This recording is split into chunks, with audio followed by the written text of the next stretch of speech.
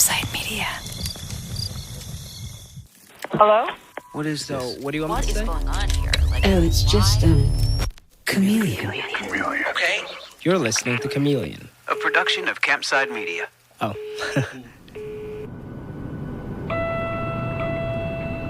All passengers and cabin crew should now be seated with their seatbelts securely fastened. The cabin lights will remain dim for landing.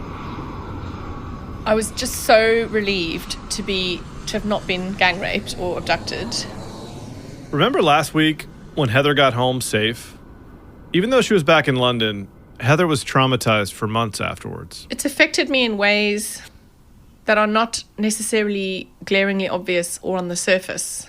I have had trauma counselling because I feel like any trauma for anyone, no matter how you react to it, needs to be shaken out of your body somehow, however you do that, spiritually or physically or mentally. Heather actually did this. She shook her body.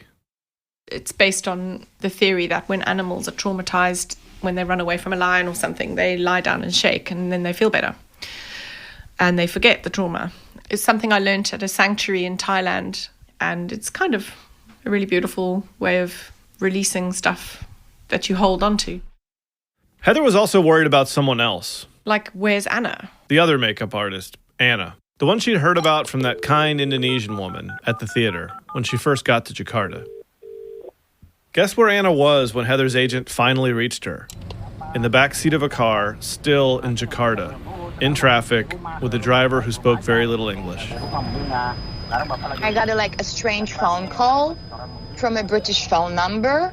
This, you probably guessed, is Anna. She's Polish, so English isn't her first language. Who was a representative of Heather Pritchard. I was so confused between, the Chinese production and the lady that she called me, and I'm like, I don't know who you are. Anna was caught totally off guard. Who was lying here? I wasn't really sure if I'm 100% what was going on right now. I'm like, oh my God, a meteor struck my head. Who are you supposed to believe? Anna didn't know what to think, because she was still hearing a lot from Leslie, the Chinese film producer, who was getting weirder and more erratic by the day. Leslie had been getting on Anna's case about her social media. She phoned me up telling me why I'm posting pictures on Instagram and on my Facebook. And I'm like, okay, that is really weird. You're stalking me right now? I didn't say anything about the movie or anything. I'm just, having, a trip. So she filmed me really bad, whatever I was doing. And she's like, oh, you lost your chance. The director didn't really like your behavior. So she was trying also to manipulate me. And I was in tears because I'm a very sensitive person. It was a stretch for her just to cover her own airfare, to get to Jakarta. I also realized after I did invoice them to get my money back, and I was calling to German bank, to Chinese bank, and nobody know anything. So I'm like, oh, fucking hell, I lost £6,500. It's a lot of money for a freelancer to lose. But there was something else. The thing is, there is another side of the story because I went there second time. You heard that right. When Heather's agent reached Anna, that was her second trip to scout around Jakarta at the request of this mysterious movie lady. Everything was looking at, from a fairy tale. Dreams come true, but not this one. Anna was out around $10,000. She felt crushed and ashamed and alone. But of course, she wasn't alone. Not even close. As we're about to find out, the scam had its tentacles spread far and wide, preying on artists like Heather and Anna, and on trainers like Eddie, and so many more people. Every victim seemed to lead us to 5 more victims. But what the hell was this all about? And how many people were behind it? All I could picture was a phone bank of women sitting at long tables and headsets, just emailing and calling people around the world, playing all kinds of characters. And what's kind of amazing is when you imagine the women sitting at this phone bank, the people they're pretending to be when they make their calls are basically every powerful woman in Hollywood. The real ones. I'm supposed to be talking to this woman named Wei Yan. She's pretending to be Deborah Snyder. The woman, but her Chinese name was Li Wan Zhao.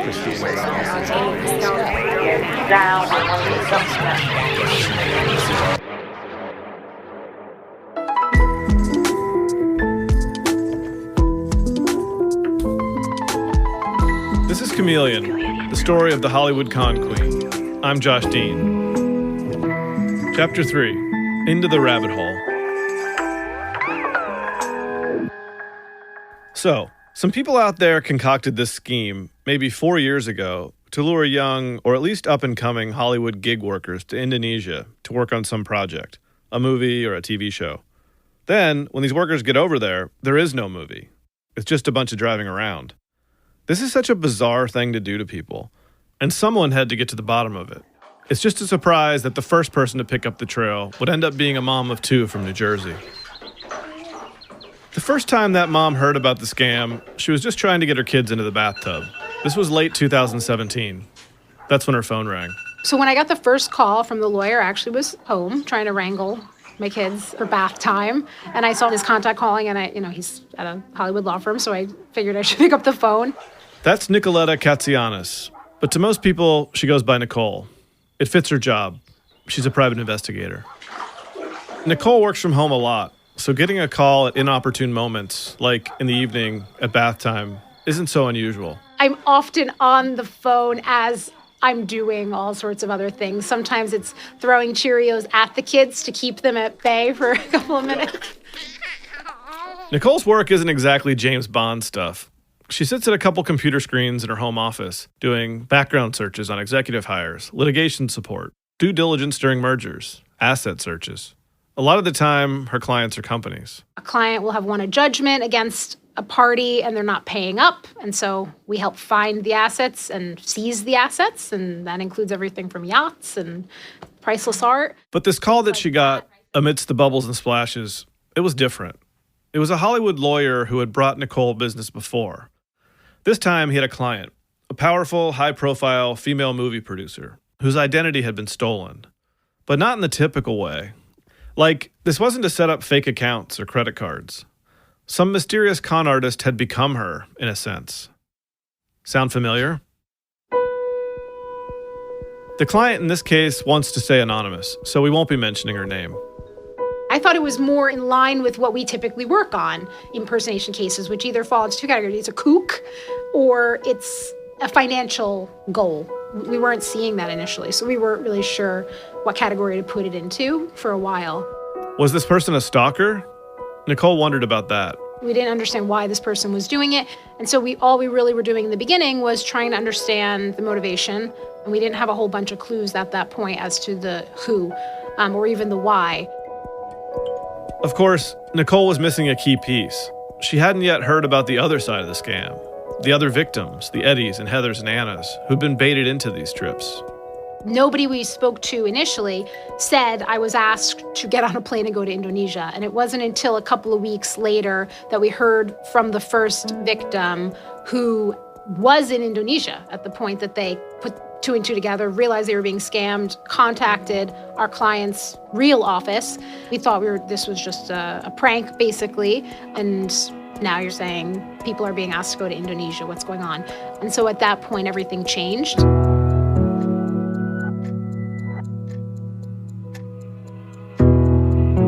This realization that it wasn't just one very powerful victim being messed with really turned the case on its head for Nicole. So I started picking up the phone and talking to some of the people who had gone through this experience. Nicole means that she'd reached out to people who'd made this bizarre journey from Hollywood or London or wherever to Indonesia. Often, Nicole would hear about some person who'd gone to Jakarta secondhand, in the way that we were hearing about people too, from other victims. One mark passes you on to another. And like us, she would just pick up the phone and call these marks, cold. We started calling the people who were getting these calls and trying to pick their brain about, who do you think this is? Did it sound like it really was an American? Did it sound like they worked in Hollywood? What was your take on who you were speaking to? The victim seemed surprised to be getting these calls.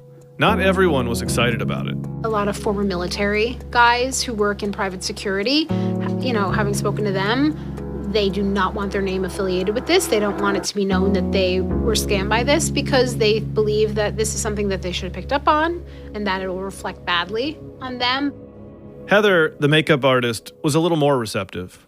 I was really interested that she got in touch with me because I knew that when it hit America and it hit some bigger people than me, selfishly, it vindicated me, because I thought, oh, I'm not the only one. There are others, which is an awful thing to think, because you don't want it to happen to anyone else. But when it does, it makes you feel less stupid. But even so, she was a little wary of Nicole. Was she legit? Once we've been scammed, you do get suspicious and your sort of tummy goes in a knot. Nicole would kill me if she heard me saying this, because we've swapped so many stories and confided in each other. But I just still have this mistrust of anyone who's involved in this story at all. It's understandable. These people, the Marks, were already rattled. And here was another random woman calling out of the blue, claiming to be some authority and wanting them to spill their guts to her. Think about where these people were. Heather had tried to report the crime, or whatever it was, when she got back to London, by reaching back out to her contact at the consulate. She kept forwarding it to various people and no one kept replying. And she even said, they've said they can't do anything about it. She's forwarded it to the embassy in Jakarta in case they ever get a phone call from a frantic person, they'll be aware of it or whatever. I'm like, oh, that's great.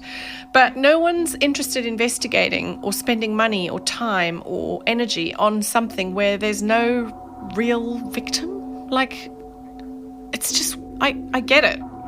They're like, well, did they get murdered? Did they get raped? Did someone traffic them? Did they have drugs in their bag? What was the scam? I guess we're so desensitized nowadays to crime and murder and death and whatever that unless someone's actually bleeding or dying or traumatized to death, it's not a big deal, you know? I'm exaggerating slightly to make a point, but you know what I mean. Heather felt almost silly. There was shame about the scam, of course, and also shame because she wasn't taken seriously. Eddie, our trainer from Chapter 1, he had tried to report the scam too, by calling his local cops in Ventura. I called Ventura Police Department, and they're like, well, we really don't do cyber crimes, stuff like that, and that's exactly what this seems like. Were you harmed at any point? Were you held up at any point? Did they physically take money from you? Did they take money from your bank account? And I was like, no. Did they take money from you? No. Were you robbed? No. You willingly gave them the money? Yeah. Fuck. And you're like, cool. Yay. Neato gang. So, all right. So it's not robbery because you gave them the money? Exactly.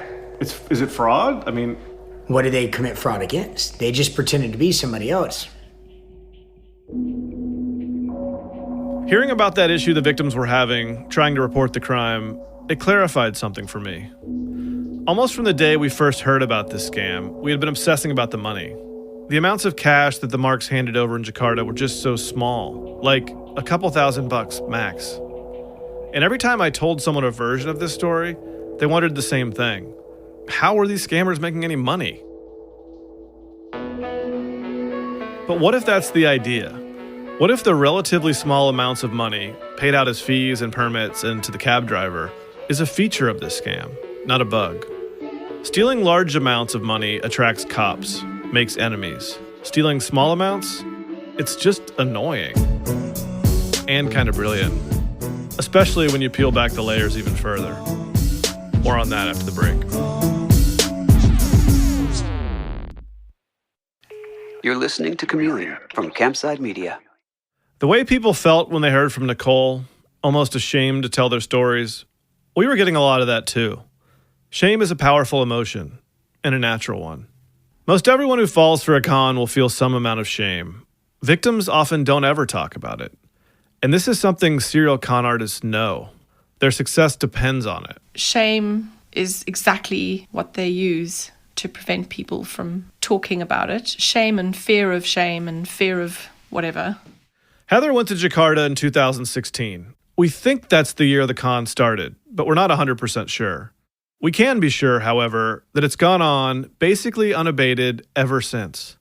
And there were so many people out there who felt like suckers, like they alone stepped in shit. You could say the process of reporting this podcast was kind of like opening a set of Matryoshka dolls, those old wooden nesting dolls from Russia. Every time we talked to one victim, she or he led us to the next one. We'd open the doll head and peer inside, and it was another person who had experienced a very similar sounding scam. A lot of the rest of this episode is going to be us meeting some of those victims And as the clues mount up, finding out exactly who is manning that phone bank. The victim we're going to talk to now, she united a lot of them. Her name is Carly Rudd. Carly went to Jakarta in January 2019 with her husband. When they got back from Indonesia, she did something very different than the other victims. Carly didn't just lay low and feel embarrassed. Instead, she posted about what happened to her on Instagram the day after landing in New York. Here's what she said. Hey guys, I don't normally do this, but I had a pretty scary experience recently that I feel compelled to share in hopes that it may be able to help others. She was telling everyone, thousands of followers, what happened. I was recently victim to a highly elaborate international business scam. I flew to Indonesia under the impression that I was being hired for a photography assignment. Arriving in Jakarta, Indonesia, things escalated, a potential kidnapping heist. I'm pretty shaken up by the whole experience, but at the end of the day, I'm happy to be safe, and I'm back in the U.S., and yeah, thanks guys for listening. Carly's post was a turning point in the story because it was so widely seen. Nicole, the investigator, had reached a lot of victims, dozens at least, but there were so many more out there. When Carly's post went viral, she became a kind of Pied Piper for victims of the scam.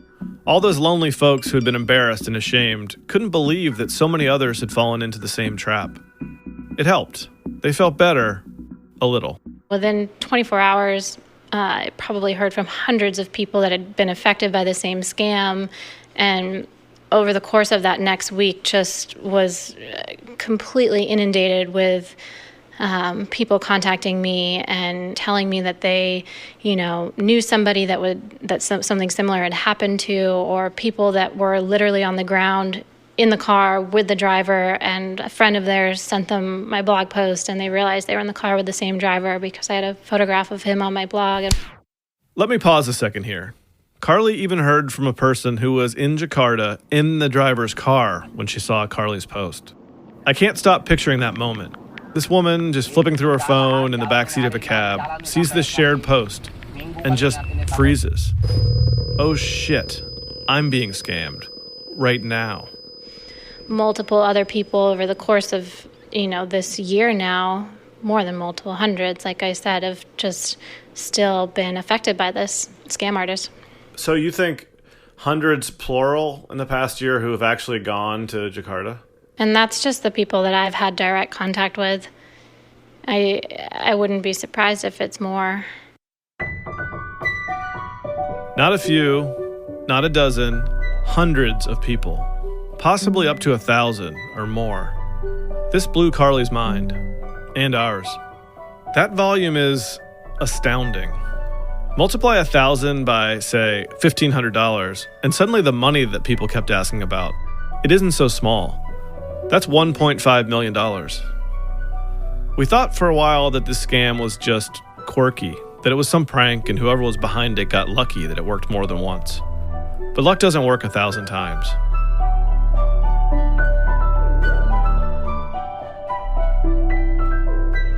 The scope of this was just dizzying. Nicole felt like that as she was sucked into the rabbit hole, and so did we. The scam is, if nothing else, a lot of time and detail management. The kind of operation that would require one hell of an organized team, running spreadsheets and fake websites and just complicated logistics. Was this a cabal of angry production managers? So we were thinking about that when we were talking to Carly. But then she emailed us a tape recording that was amazing. On that tape, there was something that we'd heard about before. So before the targets talk to the powerful woman, a lot of times they talk to an assistant. This is pretty normal in Hollywood. Aaron. Hi, Aaron. How are you? This is Carly. Hey, Carly. How's it going? Good. So this particular assistant doesn't sound like a normal Hollywood assistant. Like, he's not being officious or, please hold for my boss so-and-so. This assistant actually kind of sounds like he's out of a Martin Scorsese movie. Like, he spends time in taxi depots. Yeah. Good question. Let me talk to the vendor's manager because they're the ones who take care of that. Let me call them. Yeah, I just want to make sure the hotel is aware that we changed plans and we're staying one more night. Well. Okay. Don't worry about that. All right, We'll perfect. talk to them, and I'll give you a buzz the next hour and a half. Okay, I'll speak to you then. This guy, Aaron from New York, was just one of many assistants we heard about. Sometimes they'd have a British accent, or they'd sound Chinese. Good. How are you, Carly? I'm doing great. And Eddie's scammer was American, with an American assistant. Eddie also talked to a male lawyer. There's a point where I was on the phone and there's a three-way call with a lawyer, right? With a man that was there. Hey, Eddie, da-da-da, all this stuff. I just want to go over everything. And then it's like, okay. And then you would hear D. Backus say, okay, Eddie, are you satisfied? Da-da-da. Here. And like back and forth. And you're like, okay. So like a cast of characters. That's pretty nuts. But I also heard about something even crazier. This mysterious casting agent. We found an actor who actually had an audition in Jakarta in person. We'll meet him and hear about that weird-ass audition after the break.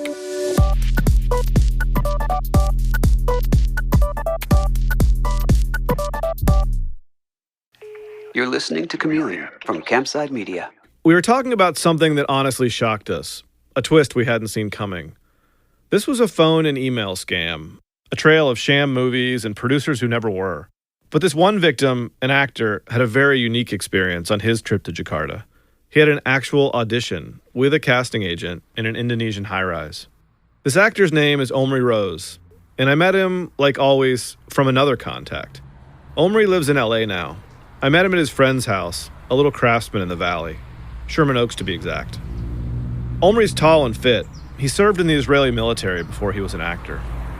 I'm Omri Rose. I'm an actor, voice actor, and script doctor. Oh, I do a lot of voice work. I can hear it. You have a very good voice. Oh, thank you. Yeah. Thank you. It's like immediately apparent. I can close my eyes and imagine your voice. Well, buy Wrigley's chewing gum, because I do Wrigley's Extra. Do you? That's my little tag for you, Wrigley's. I don't know if you're going to use this, but... Drink Chew Extra. They've been very good to me. Thank you, Wrigley's. Representing Chicago. All right. Omri went to Jakarta a couple years ago now to supposedly do some scouting on a movie job.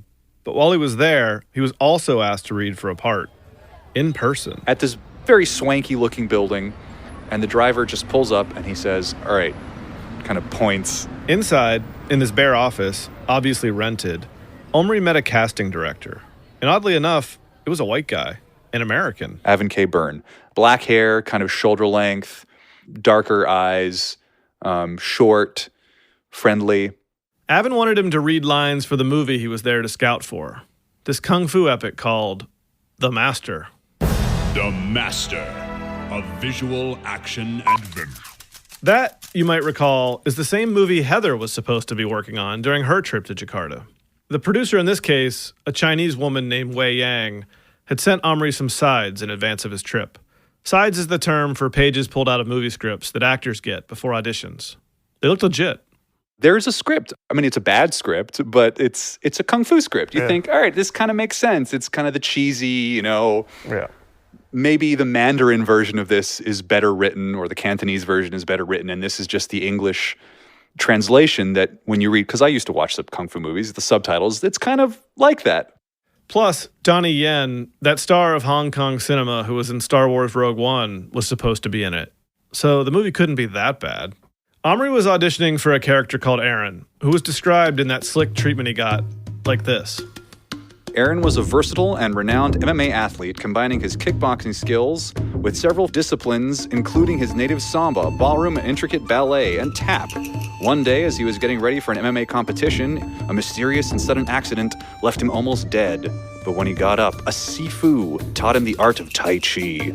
After years of silent and resilient practice, Aaron was able to get to his feet and be whoever he wanted to be, even if his other leg was amputated. Wait, am I getting this right? He's a one-legged tap-dancing Tai Chi master? So, in the dialogue Omri was supposed to read, this character's having a conversation with a man in a hood. The hooded man jumping up and going, I don't care about your jade chain. Why were you spying on us? I'm looking for someone. Winston Lai. I'm a messenger from the Diu Society. I have a message for him, and it's urgent that I give this to him personally. He is a master criminal and will face severe punishment if he doesn't obey certain orders. A master can be anything he desires. Any message to my master has to come through me, or... The hooded man. I am not scared of your threats. Then why are you hooded? To shield my head, which bears the Diu symbol. It is part of our code. And then Aaron goes, any message you have must come through me, or we can play a game, And then if you win, you can deliver the message directly to the master.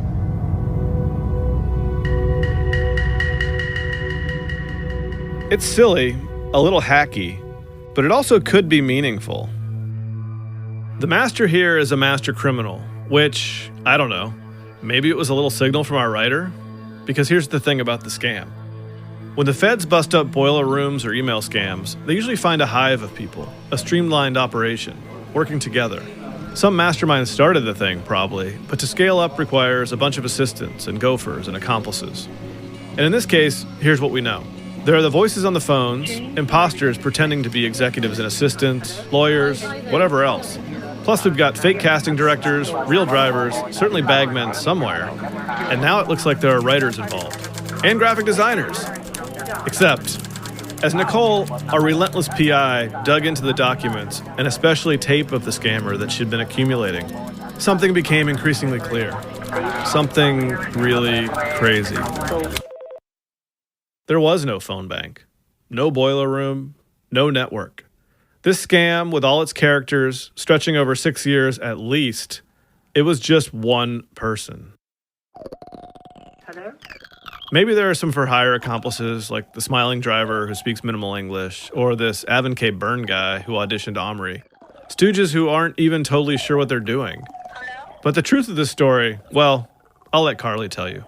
There's this crazy person that is this master, evil mastermind, and they have no other motive other than just they enjoy the thrill of it.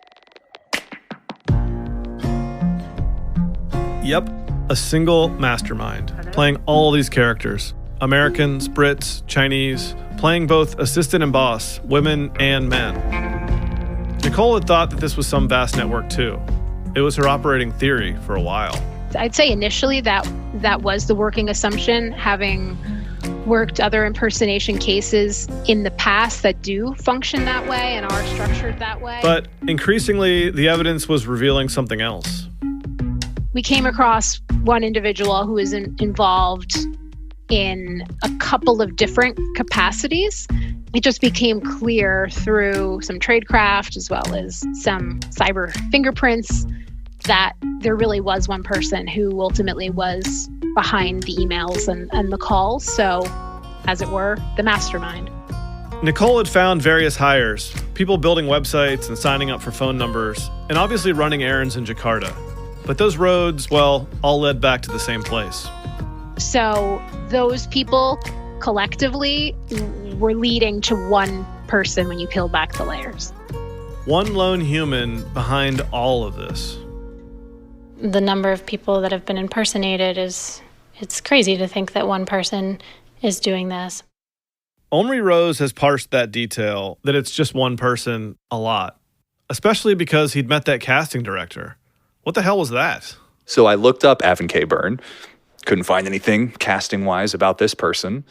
I think maybe I found something somewhere that seemed like maybe it was an Avon without the K connected to Huxion. But like that, again, could have been something that they manufactured. Of course, the master went off IMDb after a while and disappeared and all that stuff. So who was that white guy? Was he a stooge? Was he an accomplice?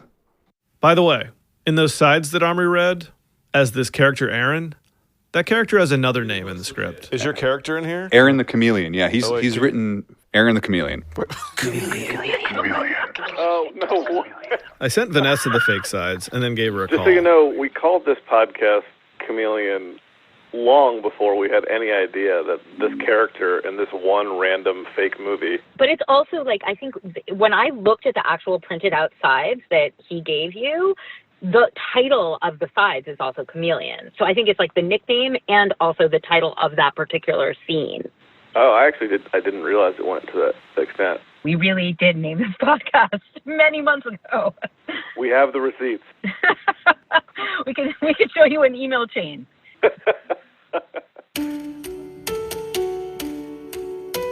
If you got to this point thinking that this was the work of some network, because that just makes sense, take a minute to reconsider it all.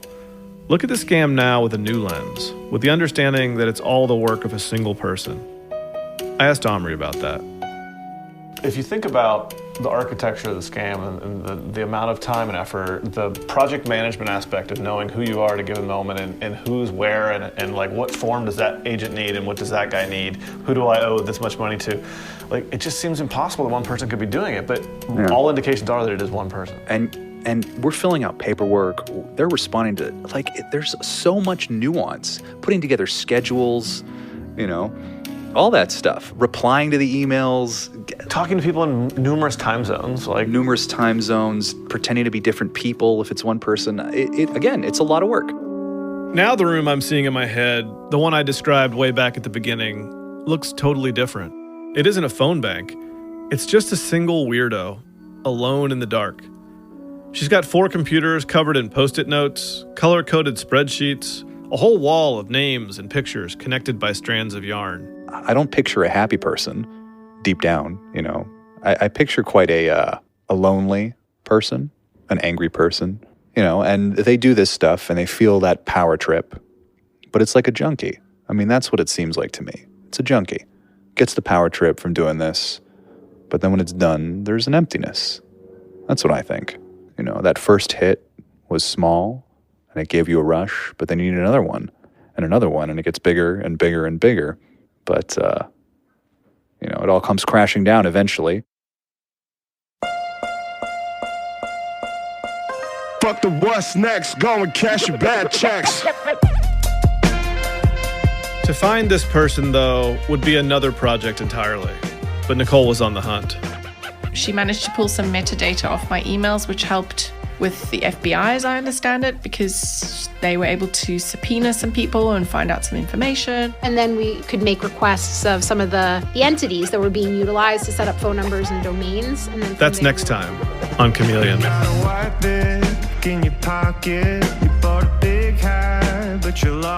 Chameleon is a production of Campside Media, hosted by Josh Dean. It's developed, created, and written by Josh Dean and Vanessa Gregoriadis. The executive producer is Mark McAdam. The associate producer is Abukar Adan. Additional field production by Emma Barnaby in London and Monique Laborde in LA. Fact-checking by Callie Hitchcock. Editorial support by Doug Slaywin and Natalia Winkleman. Our technical consultant is Ben Decker of Mem Etica. Our theme song is Bad Checks by Houses. Sound design and additional music by Mark McAdam. Our consulting producers are Andy Horwitz at Atlas Entertainment and Charles Mastropietro at Circle of Confusion. The executive producers at Campside Media are Josh Dean, Vanessa Gregoriadis, Adam Hoff, and Matt Scher. If you enjoyed the show, please rate and review the show on Apple Podcasts. It helps other listeners like you find the show. And if you have any information about the Con Queen scam, or were a victim and would like to share your story, please call 203-807-4453. You can also email us at chameleonpod@gmail.com. I'm Omri Rose. Thanks for listening. We'll see you next week. And make sure to subscribe to the show on Apple, Spotify, or wherever you get your podcasts.